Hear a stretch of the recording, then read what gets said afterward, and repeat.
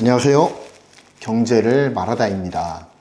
삼성전자에서 자사의 AI 플랫폼인 이 가우스의 개발 중단을 지시했다라는 기사가 났죠. 대신 오픈AI나 구글 제미나이 등 이미 LLM 모델을 갖추고 있는 빅테크와의 협업을 강화한다라는 전략을 내세우고 있습니다. 그래서 기사들에는 거의 이렇게 났더라고요. 폐쇄형 AI 전략을 버리고 오픈형 AI 모델 전략으로 AI 전략을 수정했다 라고 이야기를 하고 있습니다. 한마디로 이야기해서 못하는 거 포기하고 잘하는 거에 집중하겠다라는 전략으로 보입니다. 어쨌든 삼성전자는 소프트웨어보다는 하드웨어에 근본이 있는 회사니까요. 게다가 현재 메모리 패권이 무너져 내리고 있는 이 삼성전자 입장에서는 역량에 집중이 필요해 보이는 거는 사실입니다. 자, 그리고 유사한 행보를 보여줬던 또 다른 회사가 있죠. 바로 SK하이닉스입니다. SK하이닉스도 CIS 이미지 센서 사업을 종료하기로 엇비슷하게 그런 결정을 내렸습니다. SK하이닉스의 이미지 센서 사업은 처음 시작할 때는 그렇게 주목을 받지 못했던 게 사실입니다. 하지만 2019년에 블랙펄이라고 하는 스마트폰용 이미지 센서 브랜드를 출시하면서 꽤나 주목을 받아요. 하이닉스의 이미지 센서 블랙펄은 스마트폰의 카메라 탑재량이 증대되면서 관련 시장이 커질 것이다 라는 것을 예상해서 SK하이닉스가 미래 먹거리를 점찍은 사업 중 하나였다라는 것이죠. SK하이닉스가 행하던 거의 유일한 비메모리 사업이기도 했습니다. 이 이미지 센서 사업을 뿌리로 해서 SK하이닉스도 이 파운드리를 좀 키워나가려고 하는 그런 그림을 그리고 있었는지도 모르겠어요. 하지만 하이닉스는 현재 HBM의 최강자이죠. 그 지위를 더욱더 공고히 하고 연구 역량을 집중시키기 위해 CIS 센서 사업을 종료하기로 했다라고 결정을 했습니다. 물론 아쉬운 점이 아주 없는 건 아닙니다. 좀 더 진득하니 해봤으면 어떨까라는 생각이 있기도 해요. 하지만 스마트폰에 활용되고 있는 이미지 센서 시장은 이미 강자가 어느 정도 픽스가 되어 있는 시장이에요. 게다가 SK하이닉스가 오래전부터 이미지 센서 사업을 해오던 회사는 아니었잖아요. 그러니까 이게 시장에서 자리 잡기가 쉽지가 않은 겁니다. 삼성전자 같은 경우에는 자사의 휴대폰이 있잖아요. 거기에다가 계속해서 자사의 이미지 센서를 집어넣으면 되는 거거든요. 그러니까 조금 늦게 시작했다 손치더라도 희망은 있다라고 하는 것이죠. 하지만 SK하이닉스 같은 경우에는 가지고 있는 하드웨어 플랫폼이 없으니까 이거를 어떻게 시장 점유율을 확대하기가 쉽지 않은 상황이었던 것은 확실하게 사실입니다. 게다가 다음 표를 보시면 아시겠지만 글로벌 이미지 센서 시장은 1강, 1중, 다약 체제로 돌아가고 있었어요. 어차피 하이닉스가 끼어들 여지가 적었던 사업이기도 했다라는 겁니다. SK하이닉스가 타겟으로 삼고 들어가려고 했었던 중저가 스마트폰 이미지 센서 시장은 중국 회사 옴니비전을 비롯한 여러 중국 회사들이 군웅할거 중이었다라고 해도 과언은 아닐 거예요. 그러니까 이 자리마저도 돌파가 쉽지 않았다라는 겁니다. 한마디로 아무리 미래 먹거리로 촉망을 받는다라고 하지만 계속 연구 개발비를 쏟아붓기에는 여러 가지 상황들이 그리 녹록지 않았던 것이 사실이다 이겁니다. 이에 하이닉스는 연구 및 양산 역량을 AI 메모리 부분에 집중하는 선택을 하게 된 것이죠. 어차피 지금 자신들이 잘하는 것이 HBM을 필두로 한 AI 메모리 그리고 솔리다임과의 합병으로 인해서 본격적인 시너지를 내기 시작한 낸드 플래시 사업 등 메모리 사업이 주 영역이잖아요. 그렇기 때문에 거기에 모든 역량을 쏟아붓는 선택을 했다라는 것이죠. 그리고 저도 어느 정도 SK하이닉스의 이 선택이 옳았다라고 봅니다. 자, SK하이닉스는 2008년 CIS 개발업체인 실리콘파이를 인수하면서 본격적으로 이미지 센서 사업에 진출을 합니다. 이래에 2025년까지 약 18년간 사업을 영위한 다음에 사업성이 없다는 판단을 내리고 사업에서 철수를 했습니다. 2019년에 아까 말씀드린 것처럼 스마트폰 이미지 센서인 블랙펄을 출시하면서 시장의 주목을 받기도 했습니다. 하지만 스마트폰 수요 침체를 온몸으로 맞으면서 수익성이 악화가 되었고요. 끝내는 철수를 선언하게 된 것입니다. 즉, 어느 정도 기한을 갖고 한번 시장에서의 수많은 테스트 그리고 수많은 산전수전을 겪은 이후에 이거는 철수하는 게 맞다 라고 하는 결론을 내렸어요. 물론 이렇게 좀 긴 시간 동안 사업을 진행을 하다가 그만두는 것은 여러모로 장점보다는 약점이 더 많은 게 사실이죠. 그동안 투자해 놓은 거는 거의 뭐 매몰 비용이 돼가지고 날아가는 거지 않습니까?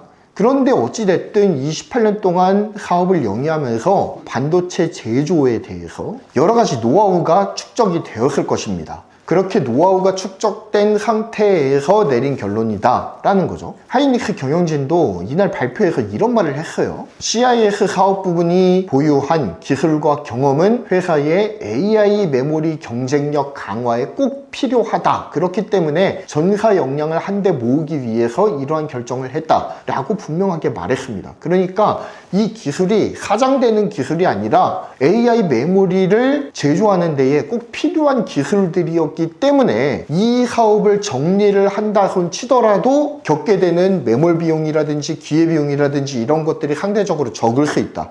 타격이 적을 수 있다. 그러니까 사업을 접는다 라고 하는 결정을 한 거죠. 굉장히 합리적인 선택이라고 생각이 듭니다. 물론 더 깊은 내막은 외부인으로서 잘 모르는 게 사실이죠.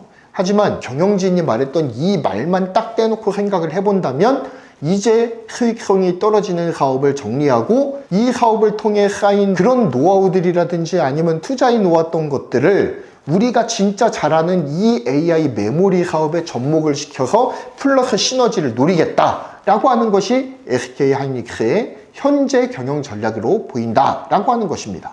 다만 삼성전자의 이번 결정은 정말 이해하기가 힘들어요. 솔직히 말씀드리면 왜 이렇게 헛발질을 하는지 모르겠습니다. 삼성전자는 온디바이스의 AI를 실현하기 위해서 2019년부터 연구팀을 결성을 했습니다. 챗 GPT의 아버지 오픈 AI의 GPT-3 모델이 만들어진 게 2020년 6월 11일이란 말이에요. 그러니까 표면상으로 보았을 때는 삼성전자가 좀 더 미래를 빠르게 읽었던 것이 아닌가라는 생각이 들 정도예요. 챗 GPT가 거대 언어 모델을 만들 때 삼성전자는 이미 온디바이스에 대해서 생각을 했다라는 거니까 한 차원 더 뛰어넘은 게 아닌가라는 생각을 하기도 하는 겁니다. 어찌됐든 물론 알파고부터 이렇게 시작해서 쭉 거슬러 올라가면 미국 빅테크들이 AI에 대한 투자를 훨씬 더 빨리 시작한 건 맞아요. 하지만 온디바이스 AI를 염두에 둔 연구는 삼성전자도 절대 늦은 게 아니었다라는 점을 말씀드리는 겁니다. 그러니까 빠른 의사결정이 있었던 거예요. 전 이거는 굉장히 옳은 선택이고 잘 선택했다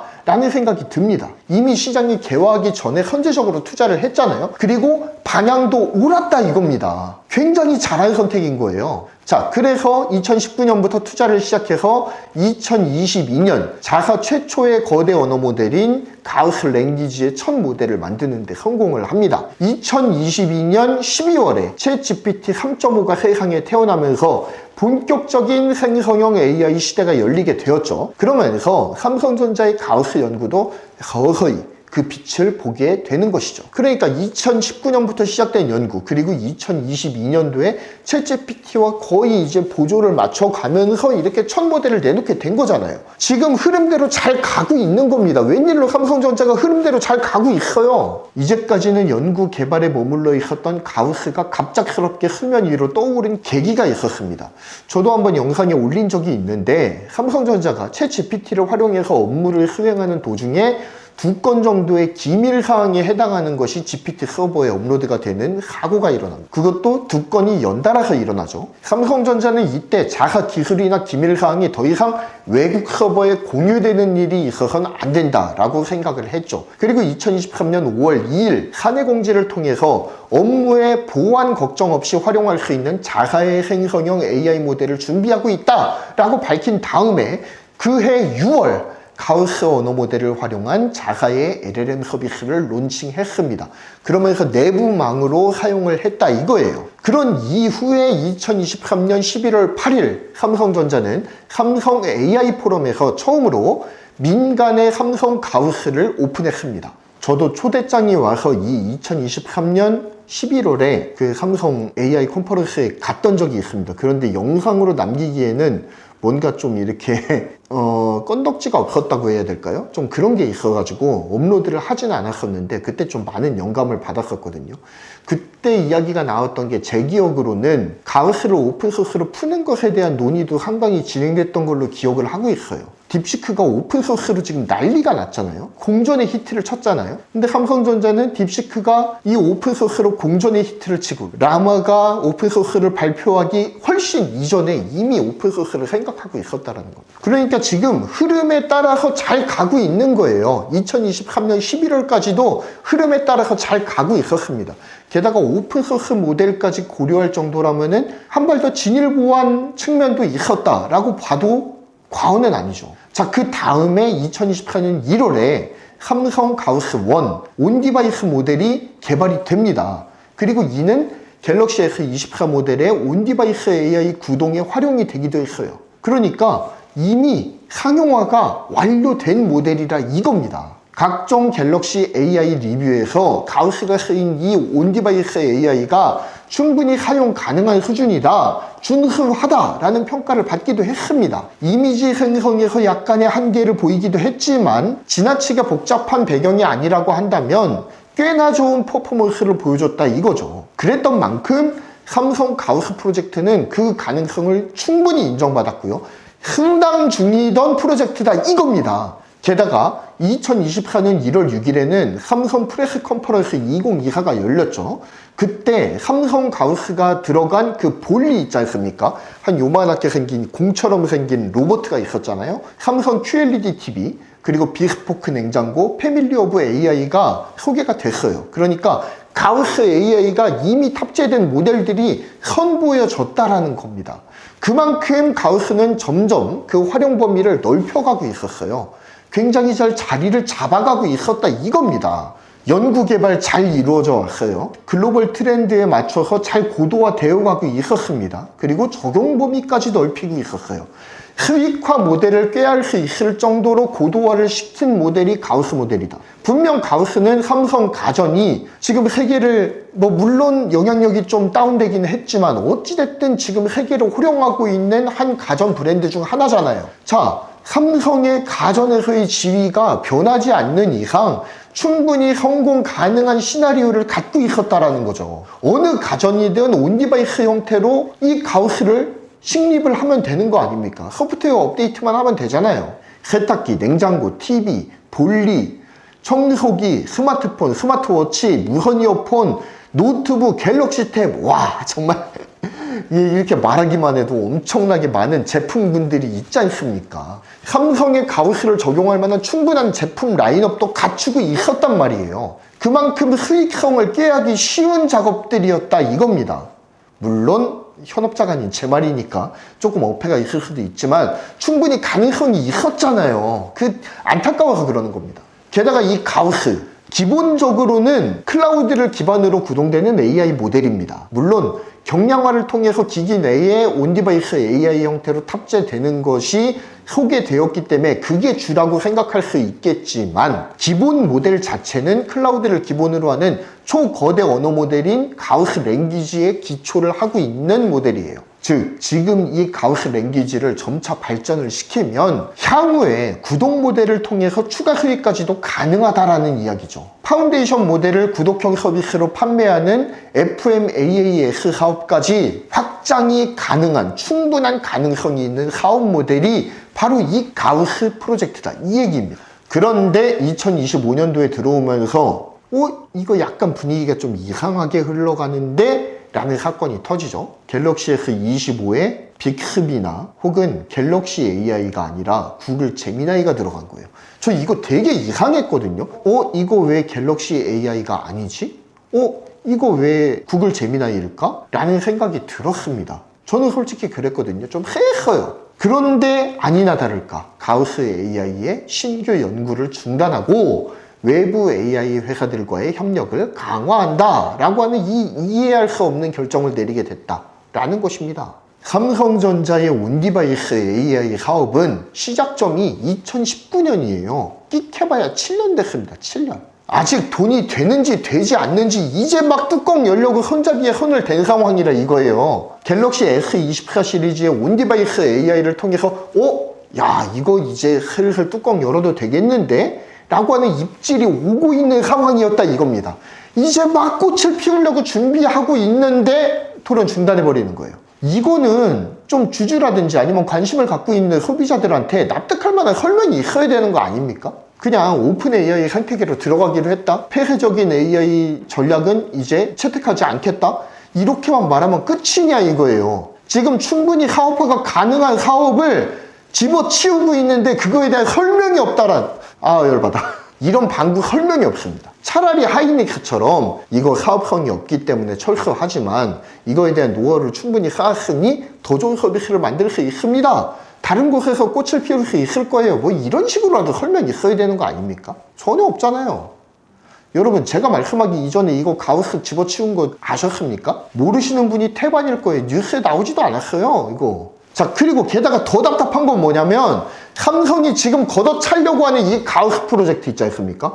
앞으로 대세가 될 것으로 여겨지는 멀티모달 생성 AI예요. 단순히 글을 생성하거나 채팅하는 수준에서 뛰어넘어가지고 이미지를 생성하고 음악을 생성하고 여러 파생되는 영상을 생성하고 여러 파생되는 것들을 생성을 할 수가 있다는 겁니다. 가우스는 이제 막 멀티모달 모델인 가우스 2.0을 개발 완료하면서 야, 이제 우리도 멀티모달 서비스 시작합니다 하고 이제 기지개 펼 준비하고 있었다 이거죠. 그런데 돌연 개발 중단이라뇨. 아니 도대체 이런 결정은 누가 내리는 겁니까? 아무래도 제가 생각했을 때는 이거는 이 경영지원 TF에서 이런 결정을 자꾸 내리는 게 아닌가라는 생각이 들어요. 딱 보니까 빅테크들도 지금 AI 투자에 대해서 망설이고 있다는 그런 신호들이 자꾸 들어오니까 이거 돈 되는 거 맞아? 투자 내역을 봤더니 이거 꽤나 돈 많이 들어가는데 이거 계속 해야 돼?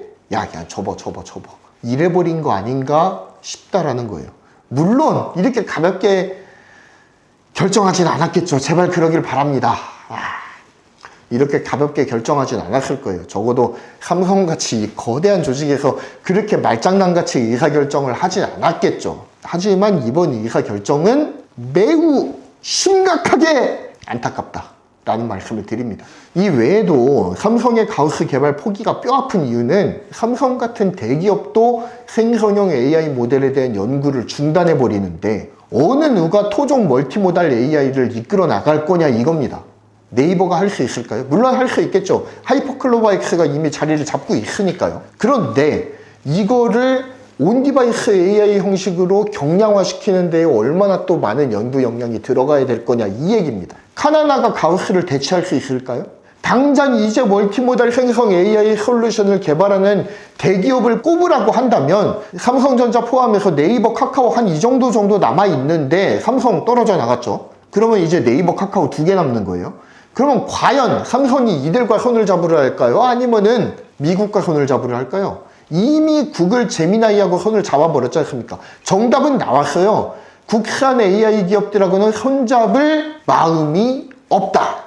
물론 이게 구글의 그 모바일 AP를 다시금 파운드리 쪽으로 끌어올려고 하는 포석에서 비롯된 거였다고 한다면 그래도 좀 잘못된 선택인 것 같기는 한데 좀 어느 정도 납득은 가겠어요. 그러면 이거라도 설명은 해줘야죠. 그리고 그렇다고 해서 이미 TSMC로 물 건너 가버린 구글이 다시 그 모바일 AP를 삼성 파운드리한테 줄 이유가 있겠습니까? 전 없다고 보거든요. 국내 최대 디바이스 생산 기업이 소프트웨어를 잘 하고 있었는데 그거 포기하고 외국 AI와 손을 잡았다라고 하는 것은 곧 삼성 디바이스의 성능 향상으로 연결될 수는 있겠지만 결국 AI 산업 자체가 미국에 종속되어 버리는 그림으로 흘러갈 수밖에 없다라는 생각이 듭니다. 사실 국내 생성 AI 모델들은 하이퍼클로바엑스라든지 아니면은 카나나라든지 뭐 여러 군소 스타트업에서 하고 있는 그런 이제 생성형 AI 모델이 있지 않습니까? 뭐 리튼 테크놀로지라든지 아니면 여러 가지 기업들이 있잖아요. 국내에도 여러 기업들이 있긴 하지만 다른 주요국들의 생성형 AI와 비교해 봤을 때는 한없이 뒤처져 있는 게 사실이에요. 냉정히 까놓고 생각해 봅시다. 국내 생성 AI가 딥시크 뛰어넘을 수 있을까요? 없을까요? 전 뛰어넘을 수 없을 가능성이 높다고 생각해요. 그런데 그나마 글로벌 트렌드에 잘 쫓아가고 있었던 게 가우스인데 그 가장 가능성을 가지고 있는 이 멀티모달 모델을 엎어버리면 뭐 하자는 거예요, 이게. 뭐 이제 한국은 생성형 AI 개발 포기하고 뭐 미국에 빌붙기로 한 겁니까? 뭡니까? 그럼 현재 삼성이 탑재하고 있는 구글 제미나이가 구글이 삼성 측에 갑질하면 어떻게 할 거예요? 그제야 다시 접었던 가우스 다시 펼치실 거예요? 지금 삼성전자가 엿먹고 있는 이유가 뭡니까? 시류를 잘못 판단해서 HBM 접어가지고 이 고생하고 있는 거 아니에요. 아니 접었던 HBM 때문에 그렇게 고생을 하고 있으면서 삼성은 이렇게도 학습 효과가 떨어지는 조직이었나요? 도대체 뭐 하는 겁니까? 자, 이제 영상을 좀 마무리를 하고자 하는데요. 뭐 비슷한 시기에 SK하이닉스와 삼성전자가 비슷한 사업 철수 발표를 했습니다. SK하이닉스는 CIS 이미지 센서 사업을 접기로 했고 삼성전자는 생성형 AI 개발을 중단을 선언했습니다. SK하이닉스는 뭐 제가 봤을 때는 옳은 선택을 했다고 보여요. 18년 동안이나 해봤는데도 안 되는 건 뭐 안 되는 거 아닙니까? 접을 때 과감하게 접어야죠. 할 만큼 했고 노하우도 얻었으니 이제 그것으로 주력 사업에 집중해야 될 때가 되었다. 그래서 도태시키는 거. 이거는 잘한 선택이라고 봅니다, 저는. 하지만 삼성은 어찌 보면 미래의 먹거리가 될 것이 확실하게 보이는 미래의 알짜배기 사업이 될 가능성이 매우 높은 가우스 AI 프로젝트를 걷어찹니다. 이 결정이 어떤 부메랑이 돼서 날아올까요? 삼성은 과연 옳은 선택을 한 것일까요? 저는 제2의 HBM이라고 봅니다. 이상 영상을 마무리하겠습니다. 감사합니다. 경제를 말하다 했고요. 구독, 좋아요, 알림 설정 부탁드리겠습니다. 오늘 좀 흥분을 많이 했는데 죄송합니다. 좀 열받아서 그랬습니다. 이해해 주십시오. 감사합니다.